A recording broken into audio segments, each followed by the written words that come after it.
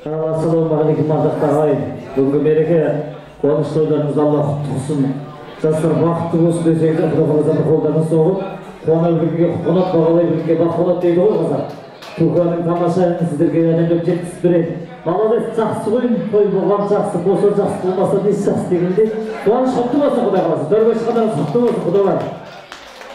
Сағым бадым ба деген тамаша сіздердің құрметтеріңізге қабыл алыңыздар.